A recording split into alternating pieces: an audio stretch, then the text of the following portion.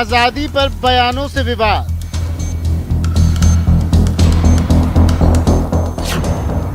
किसने दिलाई हमें आजादी?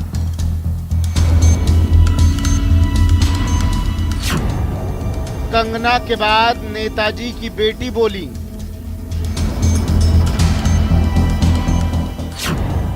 सिर्फ अहिंसा से नहीं मिली आजादी।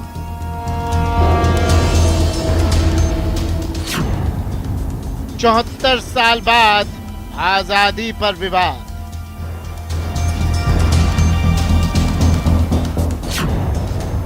विवाद के बोल हैं पब्लिसिटी का हथकंडा।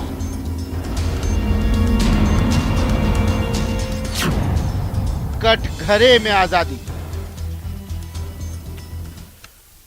फिल्म अभिनेत्री कंगना रनौत लगातार आजादी, गांधी जी और अहिंसा पर सवाल उठा रही है।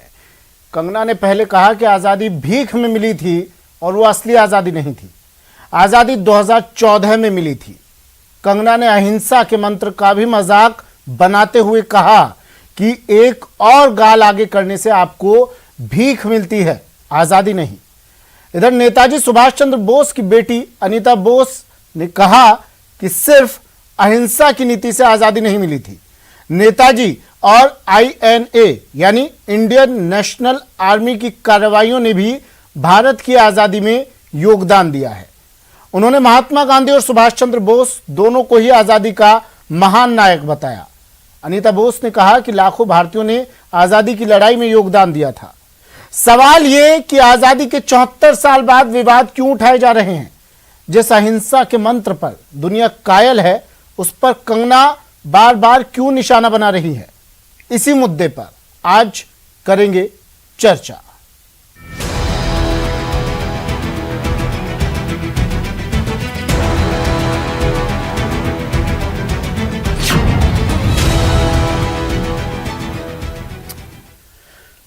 तो कटघरे में आखिर आजादी क्यों आई? मेरे मेहमान हमारे साथ जुड़ गए हैं, उनसे जानने की कोशिश करेंगे कि अभिव्यक्ति की आज़ादी का क्या इस तरह से नाजायज़ फ़ायदा उठाया जाना चाहिए, या फिर अभिव्यक्ति की आज़ादी मिली है तो आप कुछ भी बोल सकते हैं। डॉक्टर प्रदीप चतुर्वेदी कांग्रेस नेता हमारे साथ जुड़े हैं। प्रदीप जी, स्वागत है आपका न्यूज़ 18 राजस्थान पर। मुकेश पारिक जी बीजेपी से हमारे साथ जुड़े हैं। मुकेश जी, स्वागत है सर आपका भी न्यूज़ 18 राजस्थान में। और वरिष्ठ पत्रकार अवधेश आकोदिया जी हमारे साथ जुड़े हैं हर बार की तरह। स्वागत है अवधेश सर आपका भी। सबसे पहले अवधेश सर, मैं आपके पास ही आ रहा हूँ। अभिव्यक्ति की आजादी तो क्या कुछ भी बोले? सुमित जी, कुछ भी बोले वहां तक ठीक है, लेकिन इस तरह की बेहुदा और आपत्तिजनक बातें बोलना बहुत ही शर्मिंदगी का कारण बनते हैं। इतने वर्ष पहले देश के नायकों ने आज़ादी की लड़ाई लड़ी, सबने अपने अपने तरीके से उसमें योगदान दिया। हमें आज़ादी मिली, अंग्रेजों के शासन से हमें मुक्ति मिली। उसके बाद आज़ादी के सबसे बड़े नायक के ऊपर इस तरह से अभद्र टिप्पणी करना, उनके योगदान को नकारना, उन पर लांछन लगाना, मेरे हिसाब से इस तरह का कोई बातें करता है तो उसके बौद्धिक स्तर को जांचने की आवश्यकता है। क्योंकि इन लोगों ने ना तो उस दौर को देखा है जब आज़ादी की लड़ाई लड़ी गई थी, ना ही उस इतिहास को पढ़ा है जो किताबों में दर्ज है। जब से ये व्हाट्सएप यूनिवर्सिटी खुली है, कोई कुछ भी मनगढ़ंत इस तरह के तथ्य बना देता है और उन पर आप भरोसा करके दूसरों को भी आप मजबूर करते हैं कि उसको वो सही माने।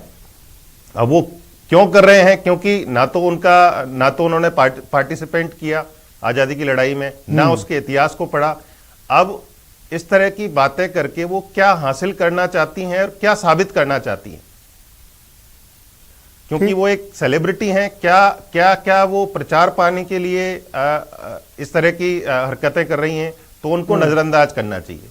यदि वो जानबूझ के ऐसा कर रही हैं तो उसके पीछे उनका क्या मकसद है, ये बताना चाहिए। और इस तरह के लोगों को मेरे हिसाब से तो बिल्कुल भी एंटरटेन नहीं करना चाहिए, किसी को भी। ठीक है। मुकेश पारिक जी, कंगना रनौत के बयान तो हम लोग सुन ही रहे हैं। वो कभी भीख में मिली आज़ादी बता देती हैं, कभी कहती हैं कि एक गाल आगे कर देने से आपको आज़ादी नहीं मिलती है, कभी कहती हैं कि आज़ादी तो 2014 में मिली है, 1947 में नहीं मिली है। उनकी बातों को खैर इतनी गंभीरता से लिए जाने की ज़रूरत भी नहीं है, कंगना रनौत के बयान को। ठीक है, एक फिल्म अदाकारा हैं और वो बोल जाती हैं कुछ भी। फिल्म अदाकार ये नहीं सोचता है कि उसके शब्दों में कितना वजन होना चाहिए। लेकिन नेताजी सुभाष चंद्र बोस की बेटी ने भी कहा है सर कि सिर्फ अहिंसा से आज़ादी नहीं मिली है। अगर मैं इन दोनों बयानों की बात करूं, किस तरह से इन दोनों बयानों को आप देखते हैं, कंगना रनौत और नेताजी सुभाष चंद्र की बेटी के बयान? देखिए, आपने स्वयं ने ये बात प्रारंभ में कही कि कंगना रनौत एक फिल्मी नायिका है, तो उसकी बात को इतना वो नहीं देना चाहिए। साथ में आपने सुभाष चंद्र बोस की बेटी के बारे में भी, उनके बयान के बारे में भी कहा जी। देखिए, भारतीय जनता पार्टी का स्पष्ट मत है कि देश की आजादी की लड़ाई का नेतृत्व महात्मा गांधी ने किया। देश को आजादी में अहम भूमिका महात्मा गांधी ने निभाई। यह बच्चा जिसने इतिहास का थोड़ा सा भी ज्ञान है, वो इस बात को अच्छे से जानता है। जहां तक उनकी बेटी के बयान का सवाल है, उन्होंने कहा ये बात सही है, मैंने भी किताबों में पढ़ा है और आप लोगों ने भी पढ़ा होगा। जब गांधी जी ने जब ये आजादी की लड़ाई लड़ी थी, उस समय दो दल हुआ करते थे, एक नरम दल और एक गरम दल। अगर आपने पढ़ा हो तो नरम दल जो था वो बिल्कुल अहिंसात्मक तरीके से आजादी की लड़ाई में अपना योगदान दे रहा था, और एक गरम दल था जिसका नेतृत्व सुभाष चंद्र बोस जैसे जो क्रांतिकारी हमारे नेता थे, या जो बाद में इस देश की आजादी की लड़ाई में शहीद भी हुए, ऐसे लोग उसका नेतृत्व कर रहे थे। तो यह बात तो सही है कि हमारे इस देश की आजादी की लड़ाई में ऐसे लाखों लोगों के बलिदान को भुलाया नहीं जा सकता, और ऐसे उन सब नेताओं को जिन्होंने इस देश की आजादी में अपनी आहुति दी है किसी भी रूप में और किसी भी तरीके से उन्होंने तो सवाल उठ रहे हैं कि पद्मश्री दिया गया, पद्मश्री वापस लिया जाए। क्या आप दोबारा प्लीज बोलिए। अब तो लोग भी ये कह रहे हैं, कांग्रेस भी ये कह रही है कि जो कंगना रनौत को पुरस्कृत किया गया था वो पुरस्कार वापस ले लिया जाए उनसे। देखिए, कंगना रनौत को जो पुरस्कृत किया है वो उसकी फिल्म में जो उसका योगदान है, जिस प्रकार से उसने फिल्मों में प्रसिद्धि पाई है, उसके आधार पर किया गया है। कोई राजनीतिक आधार पर या इतिहासकार के आधार पर या उसके बयानों के आधार पर नहीं किया गया। आपको ध्यान होगा कि जब शिवसेना ने एक कुंठित होकर उसके ऊपर जब कार्रवाई की थी और उसके ऑफिस वगैरह को तोड़ा गया था, तो उस समय भारतीय जनता पार्टी कंगना रनौत के समर्थन में थी। लेकिन जहां तक इस बयान का सवाल है, इस बयान के समर्थन में हम बिल्कुल नहीं है। हम उन चीजों का किसी का भी समर्थन नहीं करते जो हमारे देश के आजादी की लड़ाई में जो जिसका थोड़ा सा भी अगर योगदान रहा है, वो हमारे लिए बहुत महत्वपूर्ण है और आज उसको देश भुला नहीं सकता। ठीक है डॉक्टर प्रदीप चतुर्वेदी, अब तो एफआईआर भी करवा रहे हैं आप लोग कंगना के खिलाफ, लेकिन अभिव्यक्ति की आज़ादी है, लेकिन आप क्या पक्षधर हैं इस बात की कि एफआईआर ही दर्ज करवा दी जाए? जगह जगह कंगना के खिलाफ एफआईआर हो रही है। देखिए, मुझे ताज्जुब तो इस बात का है कि कंगना जी के इस कृत्य पर इतनी बहस आपके चैनल पर भी हो रही है, देश में भी हो रही है, तो हमको इस पर जाना होगा कि कंगना रनौत का क्या कंट्रीब्यूशन है, उनकी क्या उपभोक्ता है, क्या उनकी उपयोगिता है। आप समझिए कि भारतीय जनता पार्टी ने बॉलीवुड का जो उपयोग किया है, आपको पता होना चाहिए कि इस देश में बॉलीवुड पर लगभग 80% लोग, इस देश की जनता उनको किसी रूप में देखती है, उनको समझती है, उनसे प्यार करती है, उनसे प्रभावित है। और इस देश का इतना बड़ा भाग अगर इस बॉलीवुड के सेटअप पे फिल्म उद्योग पर उनके आकर्षण में रहता है, उनको प्राथमिकता में रहता है, उनके कार्यकलापों को देखता है, तो भारतीय जनता पार्टी ने इस बॉलीवुड के कलाकारों को सबसे पहले राजनीति में उतारने का काम किया है। आप समझिए कि साधु संतों और इन कलाकारों का उपयोग भारतीय राजनीति में अगर उपयोग किसी ने किया तो भारतीय जनता पार्टी ने किया। नहीं, उपयोग थोड़ी किया जा रहा है, वो तो साथ है। कंगना सुनिए, साधु संत आपकी पार्टी में नहीं है क्या सर? कंगना रनौत की जो बात, आचार्य प्रमोद कृष्णन साधु संत नहीं मानते क्यों है? भारतीय जनता पार्टी हमसे कहीं आगे नहीं सर, है। बात आप दूसरी तरफ लेके जा रहे हैं। साधु संत आपकी पार्टी में भी है ना, और फिल्मी कलाकारों को लाने का काम आपकी पार्टी में फिल्मी कलाकार नहीं है सर कोई? जिस स्तर पर किया है, आप इस बात को नकार नहीं सकते कि जिस स्तर पे इन्होंने किया है उस स्तर पर कांग्रेस ने नहीं किया है। और मेरी बात समझिए कि जहां तक कंगना रनौत की बात है, आपको मुझे बताइए, हाँ, कंगना रनौत अभिनेत्री का कोई ऐसा योगदान नहीं रहा ये अपने को चर्चा में रखने के लिए नकारात्मक बिंदुओं को आगे ला करके चर्चा में रहने का प्रयास किया है। शुरू से ही जब भी आए इन्होंने सबसे पहले फिल्म इंडस्ट्री में आई, जब ये असफल हुई, एफआईआर क्यों दर्ज करवाई जा रही है? क्योंकि मैं सर सुनिए ना, ये सवाल मैं इसलिए पूछ रहा हूँ क्योंकि अफजल हम शर्मिंदा हैं, तेरे कातिल जिंदा हैं, इस तरह के बयान दिए जाते हैं, उनके खिलाफ एफआईआर नहीं होती है। तो उन्होंने अपने फिल्म निर्देशकों पर कास्टिंग काउच का आरोप लगाया। उसके बाद देखिए जब ये शिवसेना पे इन्होंने, ठीक है प्रदीप जी सुनिए तो सही, सुनिए तो सही प्रदीप जी, सुनिए प्रदीप जी सुनिए, मैं इतना पूछ रहा हूँ एफआईआर क्यों दर्ज कराई जा रही है? बयान तो इससे पहले भी कई दिए गए ना कि हमारे अफजल हम शर्मिंदा हैं, तेरे कातिल जिंदा हैं, और 84 के दंगों के बाद कहा जाता है कि बड़ा पेड़ गिरता है तो धरती हिलती है। कई बयान दिए गए ना इस तरह के पहले भी। एफआईआर दर्ज हुई क्या? एफआईआर जगह जगह हो रही है, पूरे देश में हो रही है, और इस पर बात हो रही है कि सरकार ने उसको पद्मश्री देने का जो अनुशंसा की सवाल नहीं समझते हैं तो आप। ऐसा क्या कंगना के खिलाफ एफआईआर दर्ज हो रही है, समझ आता है। इससे पहले भी कई ऐसे बयान दिए गए, उनके खिलाफ कभी कोई एफआईआर दर्ज हुई? तो वो उल्लेख अभी का बयान लीजिए ना सर, सलमान खुर्शीद ने क्या लिखा है, बोको हराम से तुलना की, एफआईआर दर्ज हुई क्या? मुकेश पारिक जी, सर तो सवाल सुनना नहीं चाह रहे हैं प्रदीप जी। मुकेश पारिक जी अभी, हाँ आपको आवाज आ रही है मेरी? हाँ बिल्कुल आ रही है, बोलिए सर। देखिए प्रदीप जी बड़े जोश में ये कह रहे हैं, अभी इनको ध्यान होना चाहिए, कंगना रनौत का कोई भारतीय जनता पार्टी से सीधा लेना देना नहीं, और इतनी बातें बोल रहे हैं। क्या सलमान खुर्शीद को पार्टी से निकालेगी कांग्रेस?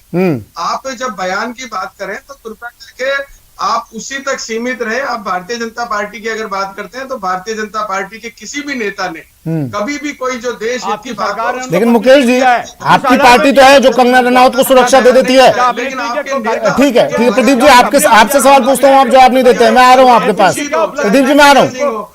मुकेश जी, हाँ ठीक है मुकेश जी, सवाल का जवाब दीजिए। आपकी पार्टी है जो कंगना को सुरक्षा देती है, सुनिए ना मुकेश जी, इस सवाल का जवाब दीजिए। आपकी पार्टी है जो कंगना को सुरक्षा देती है, बॉडीगार्ड की फौज लगा देती है, लेकिन अब कोई निंदा करने वाला एक बयान आपकी पार्टी की तरफ से नहीं आया है कि उसका कोई योगदान नहीं, उसका कोई राजनीतिक महत्व नहीं। सुनिए ना मुकेश जी, कंगना ने बयान दिया, उसकी निंदा का एक बयान तो आप दे देते आपकी पार्टी की तरफ से। बयान पर आप चर्चा कीजिए, आपके दिग्विजय सिंह के बयान पर। आपने खुद ने कहा कि देश में स्वतंत्रता सेनानियों का योगदान। मुकेश जी आप मेरी आवाज सुन पा रहे हैं? उसका एक कटाक्ष। एक मिनट प्रदीप जी 2 मिनट रुकिए। प्रदीप जी आखिर आपकी मुझे आपकी आवाज म्यूट करानी पड़ेगी सर, 2 सेकंड वेट कीजिए। 2 मिनट में आ रहा हूँ।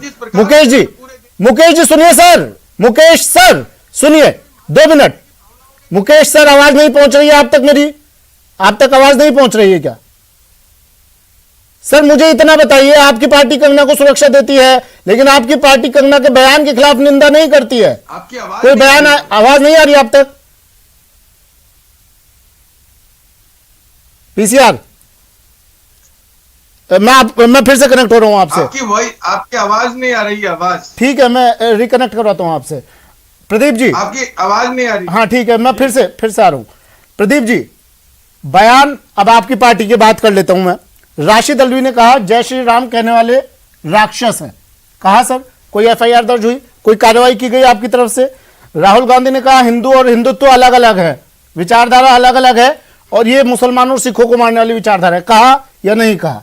ऐसा किसी तरह की कोई एफआईआर? अभिव्यक्ति की आजादी है ना सर, बोल रहे हैं अभिव्यक्ति की आजादी। और सुनिए, सलमान खुर्शीद ने तो बोको हराम से तुलना कर दी, कोई एफआईआर, कोई कार्रवाई, कोई नहीं है उसके विचारों, हाँ धर्मांता को लेकर के आप कोई बयान नहीं कर सकते हैं। उसका नहीं प्रदीप जी बयान की बात हो रही है ना, बयान हुए, कोई एफआईआर, कोई कार्रवाई नहीं होता है।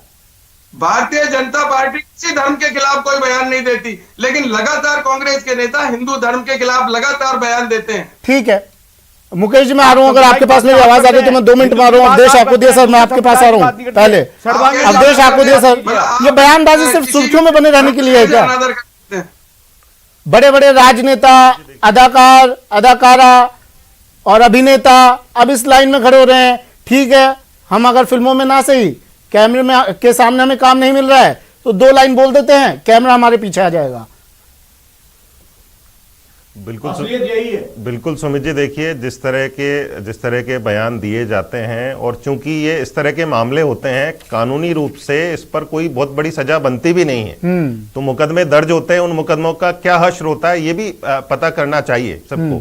मुकदमे तो जैसे कंगना रनौत के खिलाफ पूरे देश में दर्ज किए जा रहे हैं, लेकिन इनका हश्र क्या होगा? पहले भी इस तरह के जिन लोगों ने बयान दिया उनके खिलाफ मुकदमे अवधेश दर्ज सर, हुए हैं। अगर मैं गलत नहीं हूं तो राज्यसभा में कोई बिल भी अटका हुआ है इसको लेकर, अभिव्यक्ति की आजादी का अगर कोई नाजायज फायदा उठाता है, कुछ है ऐसा शायद? देखिए, बिल्कुल इस पर हमेशा से बहस होती रही है कि अभिव्यक्ति की आजादी सबको है, लेकिन हर व्यक्ति का अपने आप को अभिव्यक्त करने का एक दायरा होना चाहिए। हाँ। कम से कम इतना तो वो ध्यान रखे कि किसी की भावनाओं को ठेस नहीं पहुंचे। और यहां तो जो कंगना रनौत ने कहा है वो तो किसी की भावनाओं के ठेस से नहीं, हमारे राष्ट्र के जो नायक हैं उनके सम्मान से जुड़ी हुई बात है। किसी से आप असहमत हो सकते हैं, क्योंकि आजादी के आंदोलन के दौरान भी जो बड़े नेता थे उनमें कई मुद्दों पर असहमति थी, मतभेद था, लेकिन इस बात को वो सार्वजनिक रूप से एक्सेप्ट करते थे। हाँ। और सब एक दूसरे का आदर करते थे।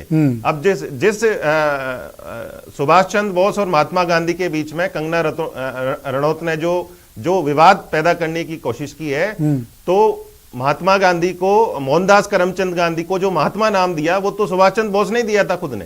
तो आप इस हिस्ट्री के इस पार्ट को क्यों नकार देते हैं? सिर्फ आपको जो चुनिंदा चीजें अच्छी लगती हैं क्योंकि आप एक फनकार हैं, आप कोई हिस्टोरियन नहीं है, ना आपने उतना स्टडी किया हिस्ट्री को, तो आपको चीजें पता नहीं है। केवल सुर्खियों में आने के लिए जो आपको लगता है कि इससे विवाद खड़ा होगा, आप उस तरह का बयान दे देते हैं, क्योंकि उस पर कोई कार्रवाई नहीं होती है, बड़ी कोई एक्शन नहीं होता है इस तरह का, कोई प्रावधान भी नहीं है इस तरह का, तो आप उसको लगातार करते जाते हैं। इसको एक दूसरे से प्रेरित होकर कई लोग इसको दोहराते रहते हैं। ठीक है। डॉक्टर प्रदीप चतुर्वेदी, कंगना रनौत को जो पुरस्कार दिया गया है, पुरस्कृत किया गया है पद्मश्री, वो उनसे वापस लेने के पक्ष में हैं आप? देखिए, ये एक कानूनी प्रक्रिया है। हाँ, और सरकार की लेकिन अपनी एक सोच होती है। मेरा आपसे एक ही बात कहना है कि उन्होंने जो बात कही है, ये विचारों की अभिव्यक्ति की स्वतंत्रता नहीं है, ये किसी के चरित्र को खंडित करने का अपराध है। तो आपको ये समझना होगा कि अपराध में और स्वतंत्रता में बेसिक फर्क है। तो उन्होंने स्वतंत्रता का इस्तेमाल करते हुए किसी के सम्मान को खंडित किया है, इसलिए इसकी व्याख्या संविधान में अलग से की जानी चाहिए, क्योंकि लगता है कि इस व्यवधान का, इस मौलिक स्वतंत्रता का जो अधिकार दिया गया है, उसका दुरुपयोग अब राजनीतिक चरित्र को खंडित तब भी किया गया था, आप मानते हैं, जब कहा गया था कि मंदिर जाने वाले लड़कियों के साथ छेड़छाड़ करते हैं, तब भी चरित्र खंडित हुआ था? मैं आपसे कहता हूं, चाहे वो किसी भी तरह करते हो, किसी भी पार्टी द्वारा किया गया हो, अगर मौलिक स्वतंत्रता का कार्रवाई होनी चाहिए उस व्यक्ति पर, अपने राजनीतिक कारणों से करते हैं, तो उसके बारे में संविधान में इसको व्याख्या करनी होगी। संसद को विचार करना होगा। नहीं, जैसे आप कह रहे हैं चरित्र को खंडित किया महात्मा गांधी के, विचार को कंगना रनौत पर कार्रवाई होनी चाहिए। तो जिसने हिंदुओं के चरित्र को खंडित किया कि मंदिर जाने वाले लड़कियों के साथ छेड़छाड़ करते हैं, चरित्र खंडित हुआ, तो उसके खिलाफ भी कार्रवाई होनी चाहिए। ये तो असलियत है, ये असलियत है, होता है मंदिरों में ऐसा। इसमें आरोप की बात कैसे? क्या बोल रहे हैं आप मुझे बताइए, मंदिरों में ऐसे समाज कंटक वहां रहते हैं जो इन मंदिर जाने वाले छेड़छाड़ करते हैं, फायदा उठाते हैं, तो ये कानून साथ की व्यवस्था है। प्रदीप जी ठीक है, व्यवस्था है। प्रदीप जी ठीक है, आपके पास नहीं आऊंगा अब मैं। मुकेश पारीक जी, अगर आप इसका समर्थन कांग्रेस का प्रवक्ता करे, इसका मतलब ये कांग्रेस का बयान है। बोलिए मुकेश जी, क्या बोल रहे हैं? समाज कंटकों की सीमा नहीं है, समाज कंटकों की सीमा नहीं है। मंदिर जाने वाले कौन जाते हैं मंदिर? सर, मंदिर जाता कौन है? आप कह रहे मंदिर जाने वाले छेड़छाड़ करते हैं, आप समर्थन कर रहे हैं? जो मंदिर विश्वास करते हैं, कौन जाता है मंदिर में? समाज कंटक छेड़छाड़ नहीं कर सकते क्या? मंदिर में भक्ति जाते हैं, हिंदू जाते हैं मंदिर में, जेबें करती हैं, वहाँ छेड़छाड़ होती है। आप कह रहे छेड़छाड़ करते हैं हिंदू, आप अब भी समर्थन कर रहे हैं? हिंदू की सबका इस्तेमाल नहीं किया, मैंने समाज कंटक का इस्तेमाल किया है। आप मेरे बातों आप कह रहे मंदिर जाने वाले छेड़छाड़ करते हैं। समाज कंटक ऐसे जगह पर होते हैं और समाज कंटक का कोई धर्म नहीं होता। समाज कंटक वहाँ जेब काटते हैं, समाज कंटक वहाँ पे चोरी करते हैं। नहीं, आप कह रहे अभिव्यक्ति की आजादी होता है, अभिव्यक्ति की आजादी इतनी नहीं होनी चाहिए, सजा मिलनी चाहिए। मैंने आपसे सवाल पूछा, आप उसका समर्थन कर रहे हैं। समाज मुकेश पारीक जी, इस्तेमाल किया है, आप चाहें तो मेरे स्टेटमेंट को रिपीट करके दे सकते हैं। रिकॉर्डिंग सुनिए, इन्होंने कहा मंदिर में यही होता है, समाज कंटक करते हैं ये काम, और दुनिया में धार्मिक स्थलों पर ये काम बहुतायत से आपने कहा मंदिरों में ऐसे काम होता है, ये मेरा अभी भी है। आप मेरे स्टेटमेंट को रिपीट, आपने कहा मंदिरों में ऐसा होता है। ठीक है मुकेश पारीक जी, समाज कंटक करते हैं, मेरा आप तैयारी करके आए कीजिए कल से, उल्लेख है। हाँ जी, प्रदीप जी तैयारी करके आए कीजिए, जब डिबेट में बैठे कौन से शब्द काम में लेने, कौन से नहीं लेने, आंकड़े आप पुलिस के, या फिर इस शब्दों के लिए भी माफी मांगिए, आप ऐसे सार्वजनिक माफी मांगिए इन शब्दों के लिए, किस तरह की है? माफी मांगिए इन शब्दों के लिए।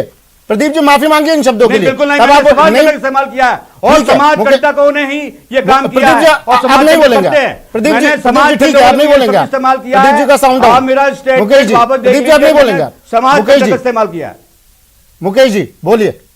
हाँ, देखिए, मैं बहुत दुखी हूँ ये कांग्रेस के इस बयान से कि मंदिरों में जो इन्होंने बोला कि ये होता है, ये मेरे धर्म के प्रति और हमारे पूरे धर्म के प्रति एक बहुत बड़ा और हर अपमान जगह है। समाज इससे कंटकों बड़ा की कोई अपमान उपस्थिति कांग्रेस है। द्वारा नहीं हो सकता। उसके लिए law and TV order channel की पे व्यवस्था इसीलिए की जाती मस्जिद में भी है ना फिर सर? जिस प्रकार से मस्जिद में आप भी है, कि गुरुद्वारे में भी है। हर सार्वजनिक पर सब जगह सारे धर्मों पर उंगली उठाते हैं आप? उपस्थित रहते हैं। सारे धर्मों पर उंगली उठा रहे हैं क्या आप? आप ये स्टूडियो में बैठकर सारे धर्मों पर उंगली उठा रहे हैं? उनको याद होगा। तो जब ये मैं आपसे कह प्रधानमंत्री रहा को हूं नहीं कि बकसते, समाज कंटकों की सीमा आप कैसे निर्धारित करते ठीक है, हैं? आप अब देश आपको दिया जी। कहाँ नहीं हो सकते? ठीक है। जहां पर भी तो उपस्थित इनके लिए समुदाय कोई जन बात समुदाय नहीं। होता है इन्होंने वहां समाज कंटकों आज की इस उपस्थिति भी प्रकार होती से है। प्रदीप जी, समाज कंटक प्रदीप ऐसे जी, काम करते हैं। प्रदीप जी, इसलिए वहां पे law and प्रदीप order जी, की स्थिति को प्रदीप जी, बनाए रखा जाता प्रदीप है। जी सुनिए, मैंने आपका साउंड डाउन नहीं कर रहा है इस उम्मीद में कि आप माफी मांग लेंगे। माफी मांगनी हो तो बोल दीजिएगा आप।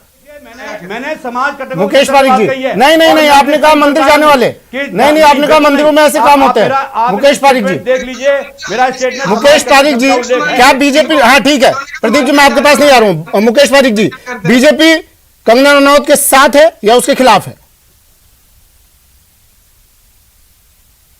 अरे इनको तो अधिकार ही नहीं है साहब, कांग्रेस को तो इस तरीके की जो ऐसे जो उनके नहीं, मैं प्रदीप जी से बात भी नहीं कर रहा हूं। में डिबेट उनके अधिकार की बात छोड़ दीजिए, उन्होंने जो शब्द काम में लिए हैं वो माफी नहीं मांगेंगे तब तक वो नहीं बोलेंगे।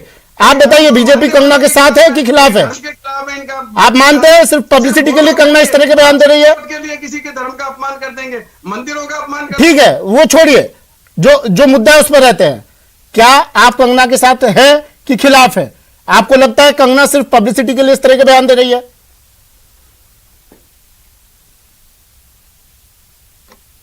मुकेश पारिक जी, आपसे पूछ रहा हूं सर। जी, आपकी आवाज जरा दोहराएंगे, आवाज आपकी कट रही है। सर मेरा सवाल यह, बीजेपी कंगना के साथ कि खिलाफ?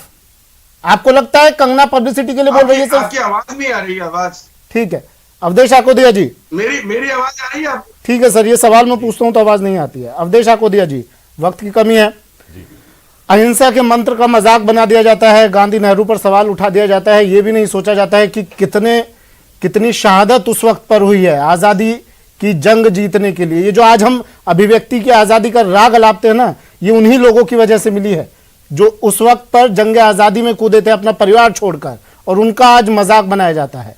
ये सिर्फ अभिव्यक्ति की आजादी का नाजायज फायदा उठाया जा रहा है अवधेश सर, या फिर एक पब्लिसिटी स्टंट है?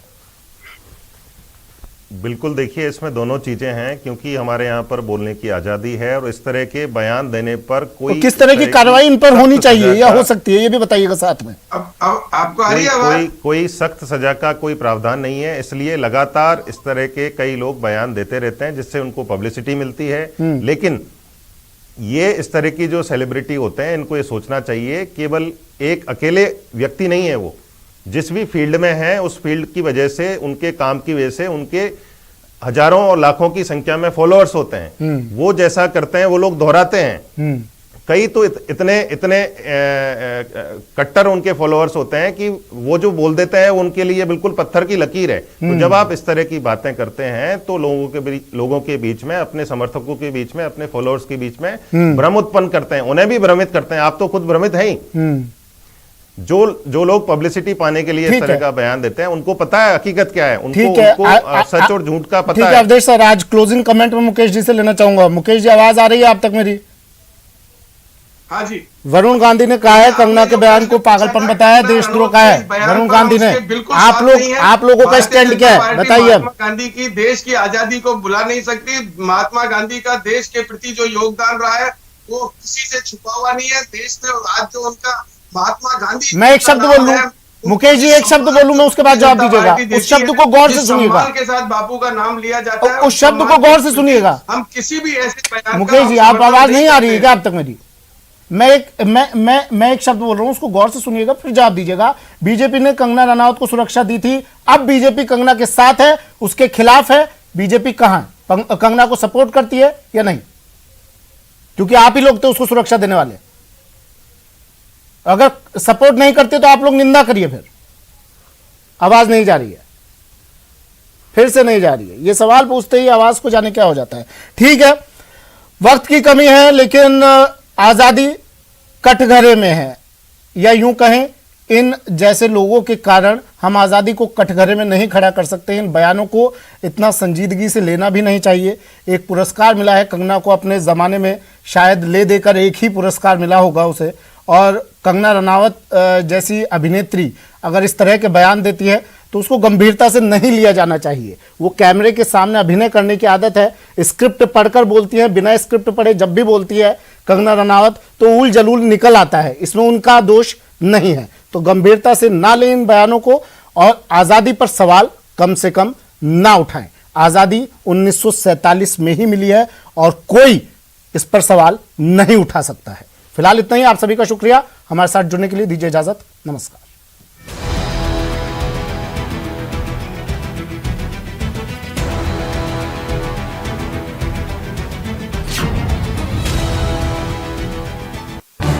इस न्यूज हेडलाइंस के प्रायोजक पेट सफा